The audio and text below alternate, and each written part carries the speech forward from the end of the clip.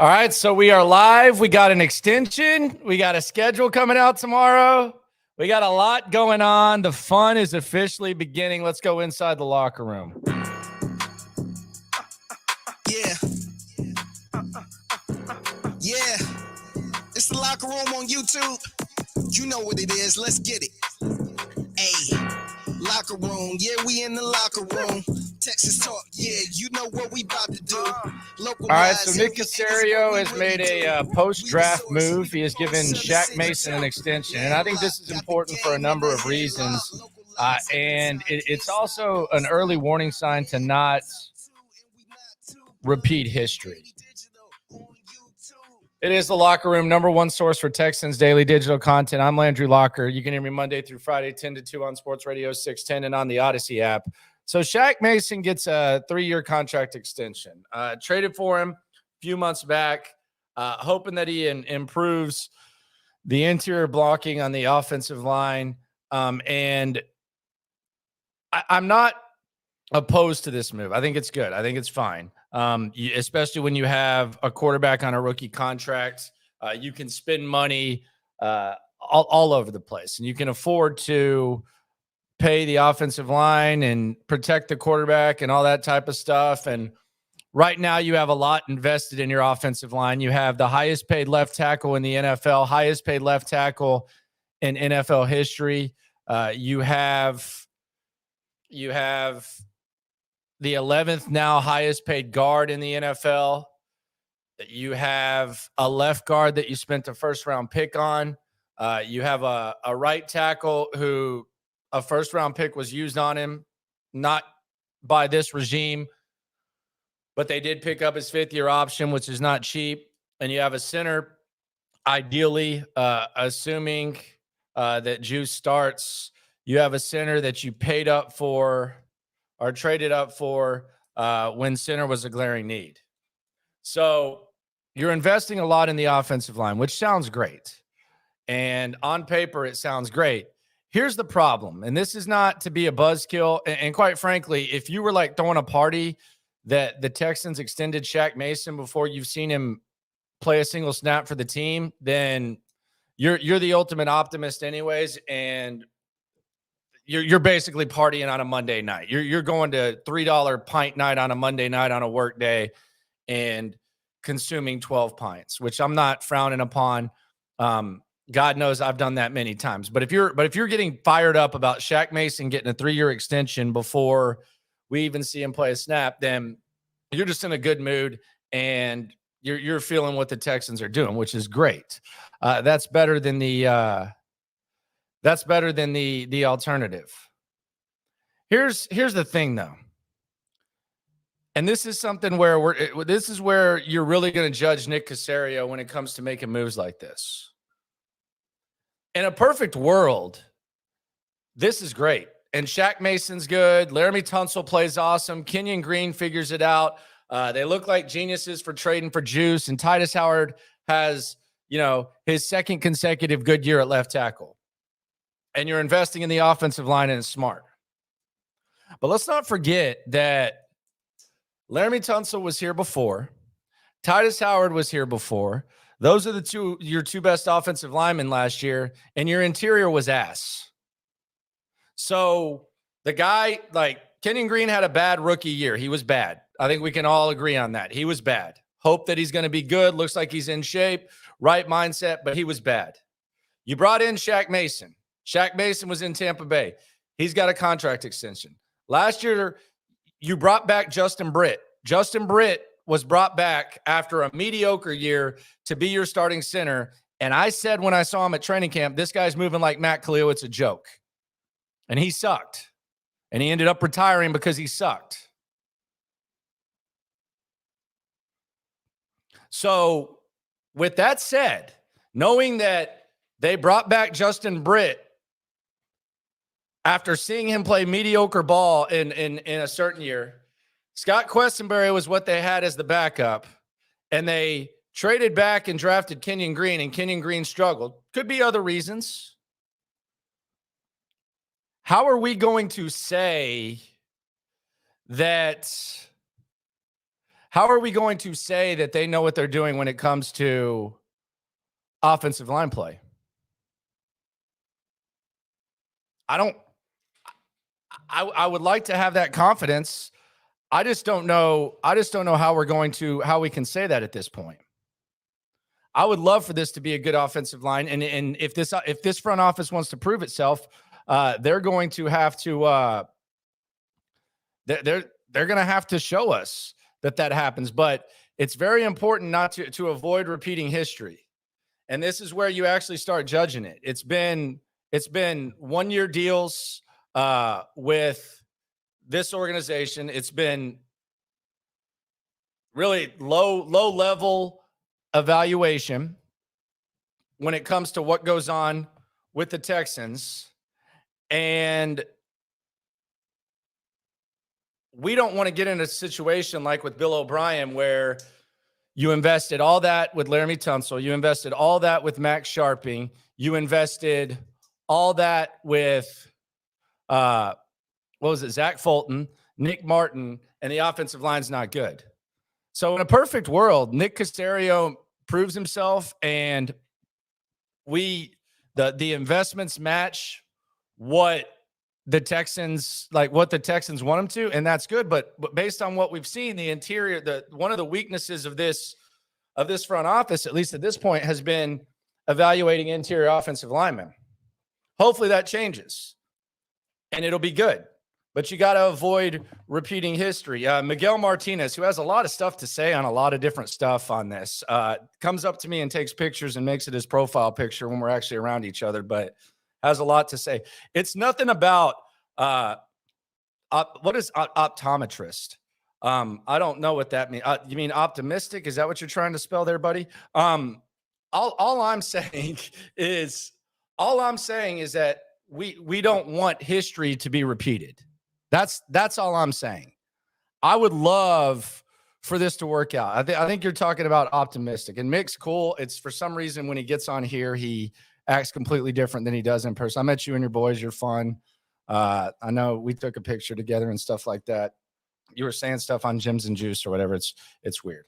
Morka says, I think in the media, you have to always be negative. Not at all. I like the vibes that are going on here. I just think that the one thing that we've learned when it comes to maximizing having a quarterback on a rookie deal is that if you're where you spend your assets, it has to pay off. And Nick Caserio has not earned that benefit of the doubt. He hasn't earned that yet. Now, if he can, if he can earn that, then that would be great. I don't fully evaluate Nick Caserio the last couple of years on a lot of things. I don't blame Nick Caserio for hiring Coley. I don't blame Nick Caserio for hiring Lovey. A lot of people do. I don't blame him. I think that was part of the card that he was dealt. But I do blame him for bringing back Justin Britt. I do question how Kenyon Green's going to look. And we've been in a situation where you invest a crap ton on the offensive line and you still don't have one of the best offensive lines in the NFL. You don't even have a top third offensive line in the NFL. So that's all I'm saying when it comes to tapping the brakes. Brown Chubby Bear, how do you feel about our new O-line coach and the move to zone blocking? That's going to be interesting too, because I know Shaq was, running the Tampa Bay system the last couple of years. I know he was at Georgia Tech and he was run blocking a lot. I actually think Shaq Mason's a good scheme fit. I have to punt from the offensive line coach business, because I thought James Campen was going to be good. I thought George was going to be good. I know we know that Devlin was bad, and the league has kind of showed us he was basically volunteering at Rice. But I can't speak to how good the offensive line coach is. I have zero idea. V Mark's asking, are we choosing numbers for Stroud and Juice? I think those are going to come out either tomorrow or the next day.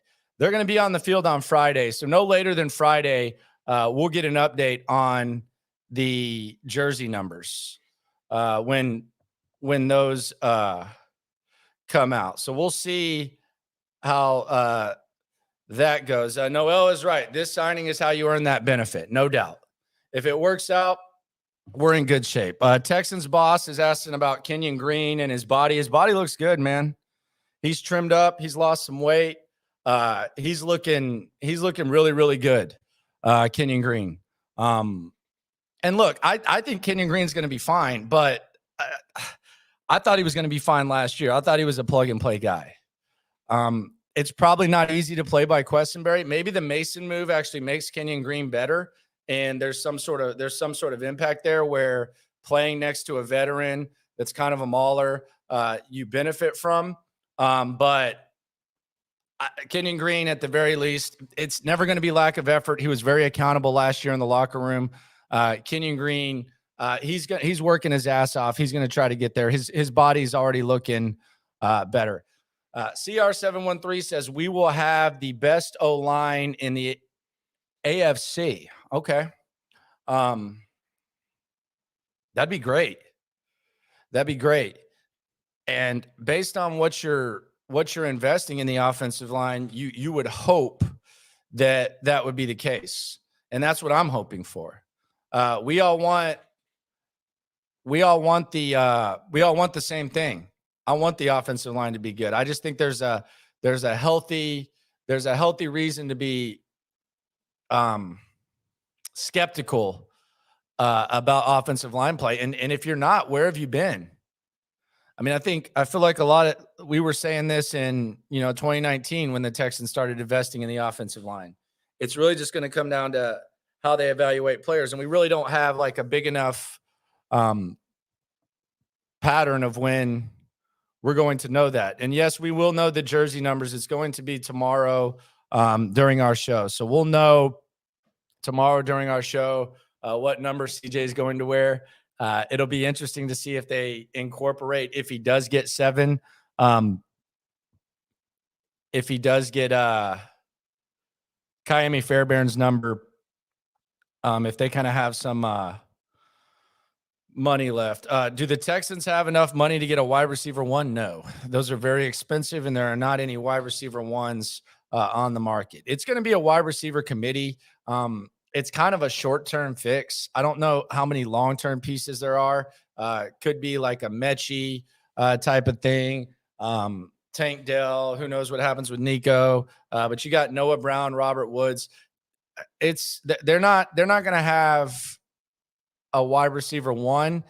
And I think there's actually a chance that when it comes to the wide receiver situation, that might impact something else that's coming up with this Shaq Mason talk. Subscribe, like, by the way. Appreciate everyone for rolling through.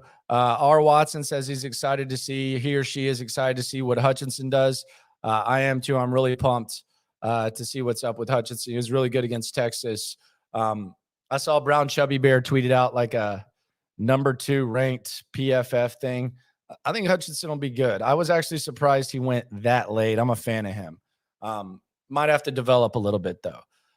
Titus Howard extension talk. I don't know why they would be in a hurry on this. What's wrong with making Titus kind of earn it one more year and play some good ball at right tackle? And furthermore, at some point, when you factor in that next year we could be talking about 2 of the biggest needs being premium positions, investing that much more money on the offensive line might be tough. And eventually you get to a point, if you get good enough as a team, and if Nick Caserio does what he wants to do, where you're going to have to let good players walk every once in a while. Happens to Kansas City all the time. Hell, it happened to Jacksonville this year. They let their right tackle walk. They let Taylor walk. What was it? 4 years, $40 million. Eventually you get to that point. But if you look at the chess game, and the chess game is thinking 2 years ahead instead of this year when it comes to immediate needs, there's a chance that next year that the wide receiver and cornerback is going to be the top need. And those are expensive positions. Now, maybe you're set up in the first round. Maybe Cleveland sucks to where you have a chance to get a wide receiver. There's going to be a couple. I know everyone's talking about Harrison. You probably got to be real high up to get that. And I don't know, Steven Nelson, he's pretty old ish. I don't know if Steven Nelson's going to be a guy that they're going to lock up long-term after this year. It's going to depend on how he plays. But when you're talking about a good team and you're paying Laramie Tunsil to be the highest paid offensive lineman of all time and the highest paid left tackle of all time, and you're paying your guard, you got a first-round guard on the other side, at some point you might have to make a tough decision. And I like the way that they've handled this situation. Like, I don't look back and say, they could have added, this guy for this much money or anything like that. Like, wide receiver ones, they're hard to find. A lot of people, you would say, overpay for like even wide receiver caliber, like wide receiver 2 type guys. But when that's your biggest need and you have a quarterback, yes, you want to protect him, but you're also going to have to get him someone to someone to throw to. We might be getting ahead of ourselves though. But when you're talking about the tightest extension, I would not do that at this point. I just don't think that that would be too smart. The schedule drops tomorrow. This is one of my favorite days of the year. I actually love the schedule. Y'all know I'm a fool for the draft. I'm a fool for the games. I'm a fool for the press conferences. I'm an extra fool for the schedule.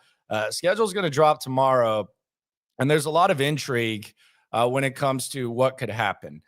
John McClain says he wants DeMeco Ryans to have a home game in his first game. What say you? Put it in the comments. How would you like the Texans to open the season? How would you like the Texans to open the season?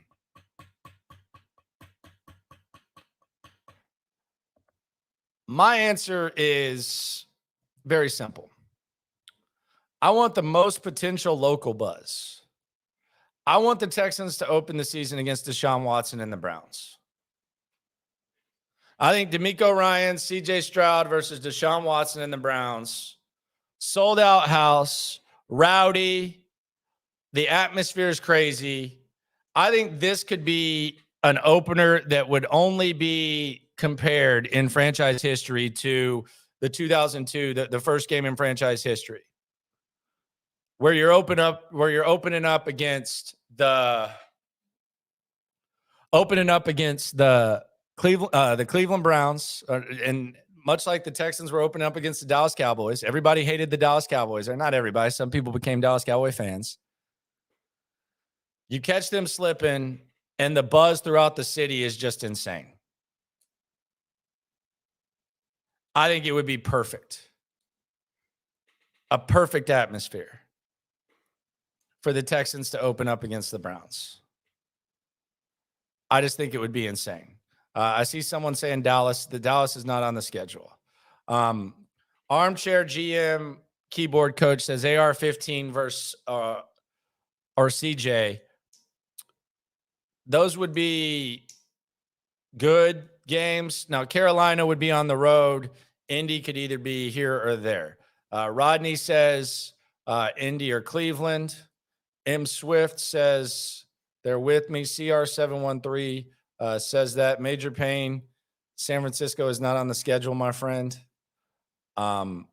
Jay Dizzle saying Carolina. Darren says they're going to call it the Mulligetta Bowl. Rightfully so.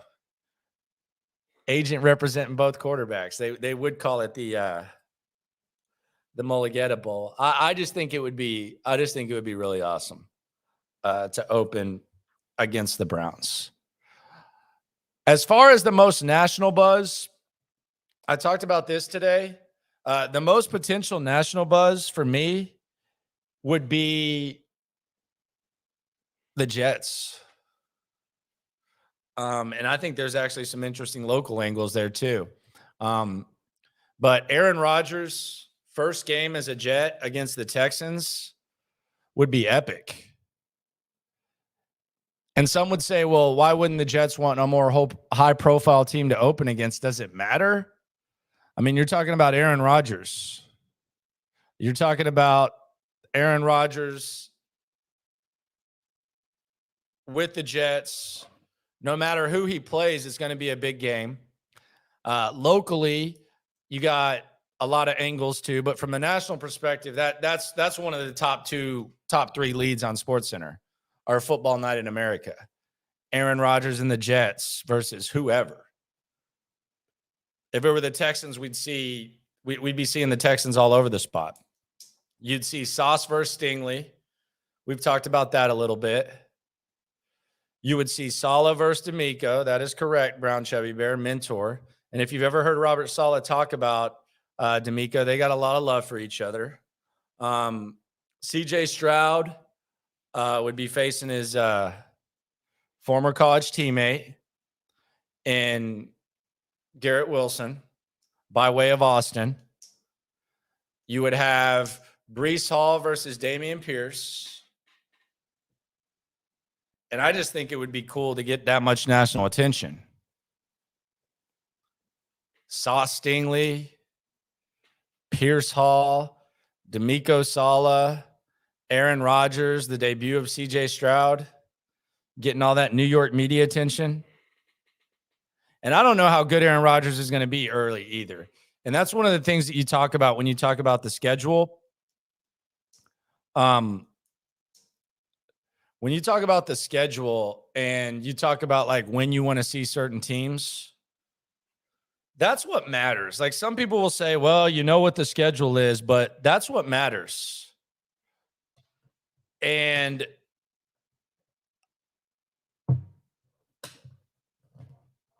I think the Jets are one of those teams that you want early because Aaron Rodgers won't necessarily have his feet underneath him. He's going to have to figure some stuff out. I don't know if it's going to be comfortable for him.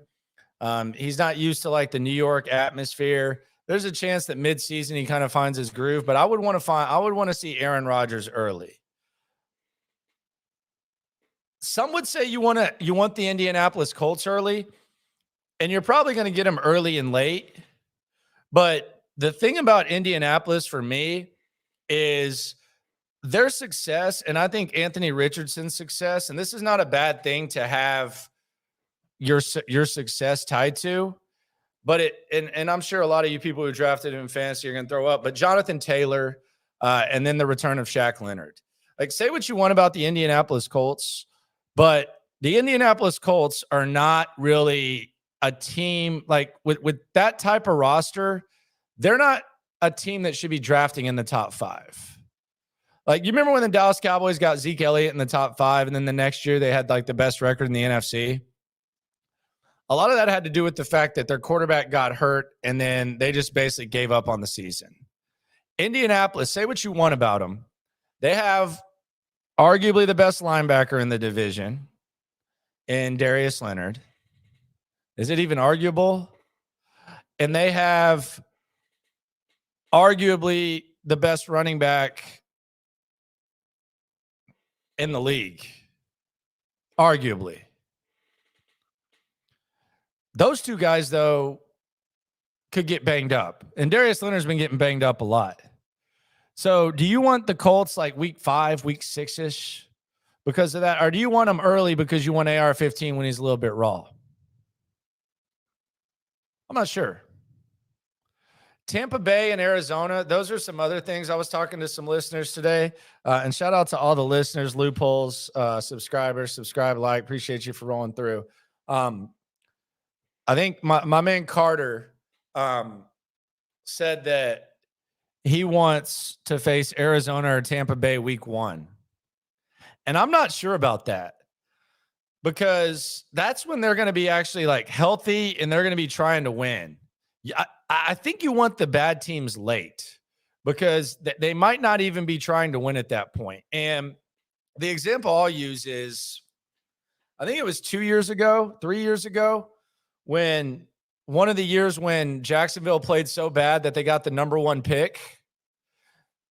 Remember when Minshew, who did Minshew beat? Did Minshew beat Phillip Rivers? I think he beat Phillip Rivers in week 1. And they ended up winning 1 game the rest of the year, or maybe not winning another game the rest of the year. And they were fired up coming out the gate. Now, eventually it topped off, and then at the end of the season, they realized they were going to get the number 1 pick, and they were resting guys and stuff. So I get the notion that you want to start with a dub, and starting out with a dub is great, especially around here where you've won 3 games and then you've won 4. But I think you want those teams late. And the Texans aren't going to be trying to lose because they traded their first-round pick. Sean OBR says, who knows if Arizona and Tampa Bay will be bad? Fair. I would bet on it, though. And I don't even know that they want to be good. So I get it. Like, anything can happen. But Arizona is not going to have Kyler to start the season. So maybe you can make a case that you want them early. Tampa Bay, I don't even know that they're trying to win. They're in a bad salary cap situation. They brought in Baker Mayfield to be their starter. Kyle Trask might be their starter. Their fans are already like putting pictures of shout out to D Texans, who does all the Texans picks. Did the one on this. They're already talking about Caleb Williams. So I would be good with that. R. Bryce brings up an interesting one. God, I love the schedule release. And the schedule release special, by the way, tomorrow, 8 o'clock right here, 8 o'clock Central. So we'll react to the schedule. We'll talk about the layout. We'll talk about it's one of my favorite things. It's one of my strengths. Just looking at this schedule. I don't minimize this type of stuff. This is the type of stuff I like. There's some media types who, they don't like talking about the draft. They shouldn't be in the business, man, if you don't like this. But R. Bryce looking sharp there, by the way, with the bow tie. Unlike John Crumpler, my man, actually knows how to tie the bow tie. Looking sharp. Get the Ravens and Bengals before they heat up. See, I'm not disagreeing with you, R. Bryce. I'm not disagreeing with you. Not disagreeing with you. And there can be a case made that maybe Lamar gets banged up at the end of the season. The only reason that I can't get down with that is because I just can't convince myself that there's any right time to play either one of those squads. You feel me? Like I can look at the Colts.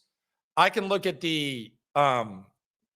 I can look at a lot of teams and I can say, okay, I want this team at this time. Those are 2 squads that I just look at, especially with Lamar motivated and especially with the Bengals with the chip on the shoulder. I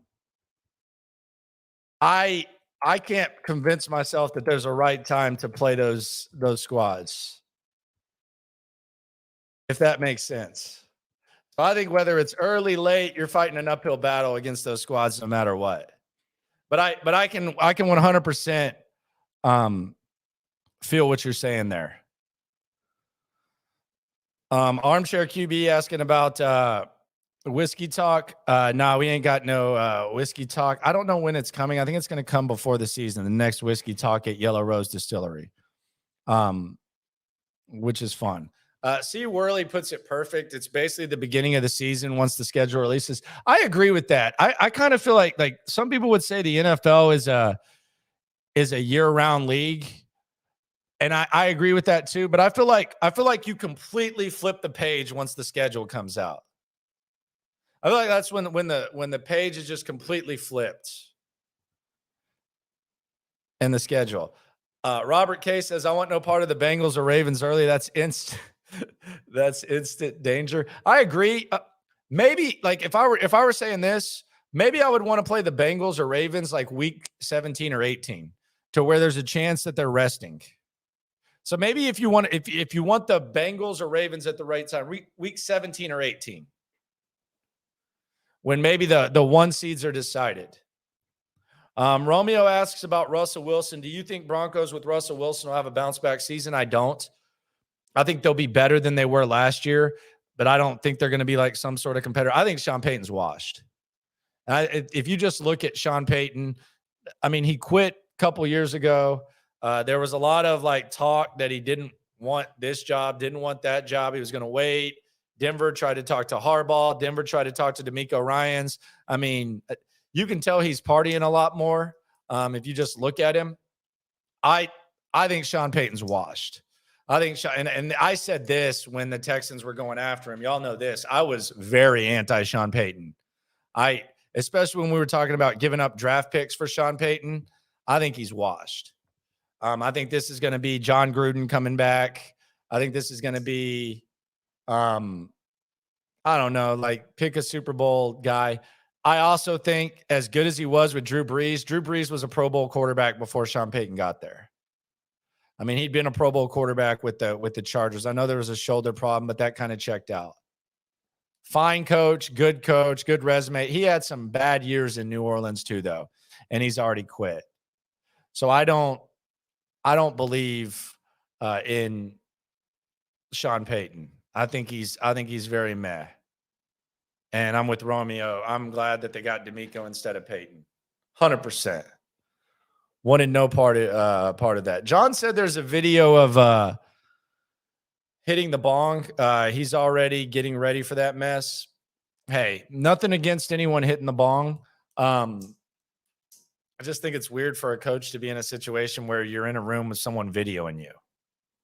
You know, like when I don't know about y'all, but at past the age of, I don't know, like college.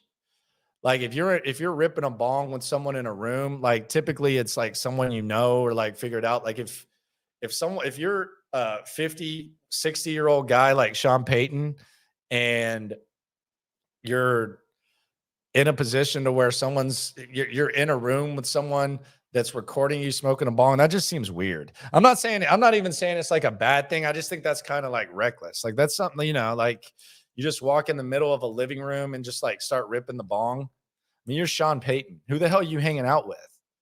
You're like a public figure and you're putting yourself in a spot where you're ripping a bong where someone's recording you. The guy's a lame too for recording him. That guy's a dork too.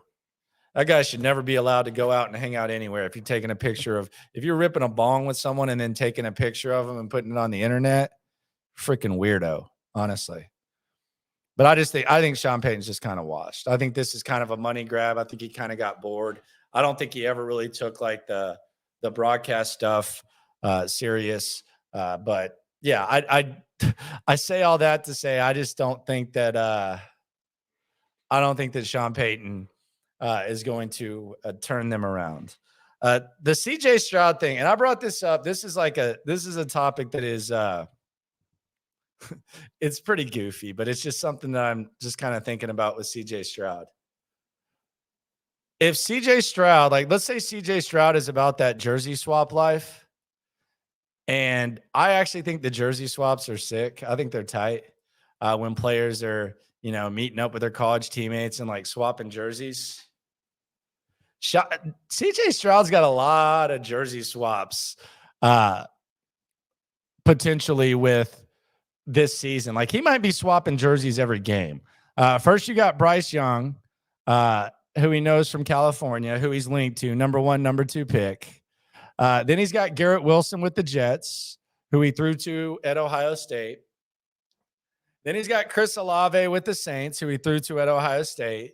Then he's got two guys that he admires, Joe Burrow and Deshaun Watson. Joe Burrow's kind of got the Ohio blood. I know he's not considered a Buckeye, but he did graduate from there. And I think he was there when CJ was being recruited. Then he's got Deshaun, who they got the same age, and he's already said he kind of looked up to him growing up and playing. And then he's got like teammates all over the place. CJ's going to be a popular dude, man. CJ's going to be a real popular dude. Joe Blue's asking about Matt Araiza. Do you think he gets a shot, the punt god? You don't got to tell me who he was. I wanted the Texans to get him in the worst way during the draft. I guess after an investigation, they found that he was not present at the alleged gang rape that took place that resulted in him getting released by the Buffalo Bills. Maybe he'll get another shot. The Texans don't need a punter, though. I saw people asking, do you think the Texans should do it? Cam Johnston's freaking good. I mean, he's really freaking good. So at this point, I don't think the Texans really need a punter at all, to say the very least. But yeah, CJ's popularity is interesting. It will be interesting to see if he's a jersey swap guy. Might ask him. I'm going to be at practice this weekend. Normally practice is during our show. So we'll probably get a player on the show in the loop. Download the Odyssey app, AUDACY, and check it out. But practice is on Saturday too, so I'll be out there because I won't be obligated to be on the air.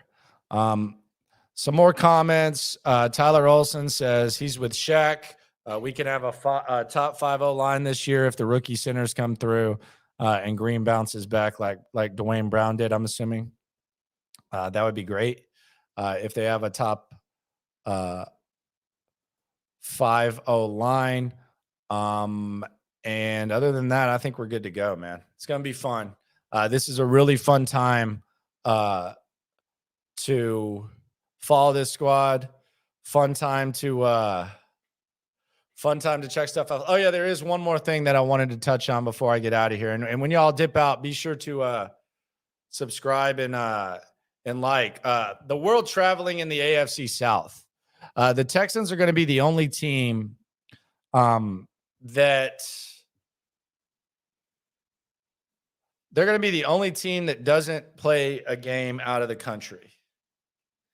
And I heard John McClain today on the air say that he thinks that this is disrespectful to the Texans and the Texans could feel disrespected. Is traveling overseas like some sort of like trophy or something like that? This is a blessing that the Texans don't have to travel. Furthermore, the Jags being in London for 2 weeks during an NFL season, that seems a little bit, that kind of seems like a big disadvantage to me. If I were a Jags fan, I would feel pretty bad about that. Like if I was in the business of like rooting for the team to be good and what's in their best interest, I would feel pretty weird to have to be out of town for 2 weeks. And I'm assuming their bye week's going to be week 6. So they're going to have an early bye week. So if you're talking about when to play the Jags, maybe week 8, maybe before, after the week 5. And if they don't have a bye week, week 6, then you want them week 6. 2 weeks from London, having to go to Jacksonville. I know that Jacksonville has trouble selling out their stadium, which is rich for us to say because the Texans have struggled the last 2 years, but they were struggling even when they were good. And their team's in London for 2 weeks. Seems like a big disadvantage to me. That seems like a massive disadvantage for me. I am glad that the Texans aren't traveling overseas. I mean, you're living out of a hotel for 2 weeks. That's rough. That's rough. But I think the Texans got a blessing there. I don't look at that as disrespect at all. Matter of fact, I said this today on the air, and I'm dead serious. If I'm a good player on the Jags, like if I have some pull, I might ask for a trade. Seriously. I don't want to leave the country for 2 weeks to play ball and then come back, get over the 10-hour jet lag, 2 weeks not being at your own home. Then all of a sudden I'm supposed to like turn it on and flip the switch with my body. My body's supposed to be prepared to make that trip, get out of my routine. I'm not in the same sauna that I'm used to being in. I'm not lifting the same weights. I'm not eating the same grub. I'm not sleeping in the same bed. I'm supposed to go through a wear and tear of an NFL season for 3 weeks, then go to London. Who knows how much extra crap they're going to have to do too? Because those corporate people with the Jags are like trying to, and I've watched like some of their seminars where Khan and them will go up there and talk about what they're doing and the Jags plans. Who knows how much extra crap they got to do? And you're uncomfortable. You're not in your own country. Who knows what the field surface is like? You're going to have to play a game there. Usually when you play a game like in a home atmosphere, like the good thing, like the relieving thing for a lot of players is you get on the plane and then you get home late and you get to enjoy that night of sleep and get your body ready for Monday. You're going to have to stay in London, go through it all again, go through your normal routine and then do it twice. Nah, that sucks. That sucks. That is awful. And I'm not Mr. like talk bad about fan base guy. I don't like generalizations and stuff. And I know some really good Jag fans, but if my squad, like the squad that I rooted for was having to leave my city for 2 weeks to go play football in a soccer town, I'd feel like a loser. That's not tight. You can't sell that as being tight. That's rough. I don't know how the players do that. Quite frankly, I don't know how they do it. And I know they're going to be in nice hotels. I know there's going to be like amenities. I'm sure that the soccer amenities are incredible. Man, I wouldn't be able to do that. You ain't send me on a 2-week vacation. You ever been on like a long ass vacation? Not even that far. And you're not having to like do all the physical stuff that demands on the NFL. How long does it take you to get over that jet lag after a 10-hour flight after all that? There's people who aren't on the same in office jobs after going through that.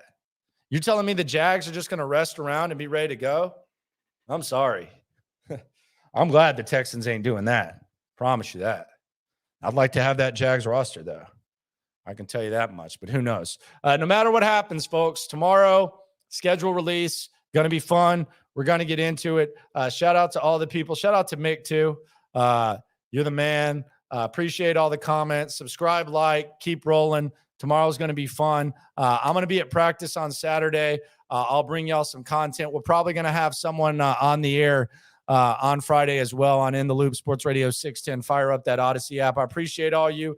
Love all you. No matter what happens when it comes to this Texan stuff, just remember, we're all in it together. Opinions to give, we got takeaways. If it's up, then it's up. We number one. You don't need to try your luck. Locker room, yeah, we in the locker room. Texas talk, yeah, you know what we about to do. Localize every angle's what we really do. We the source, we the pulse of the city too.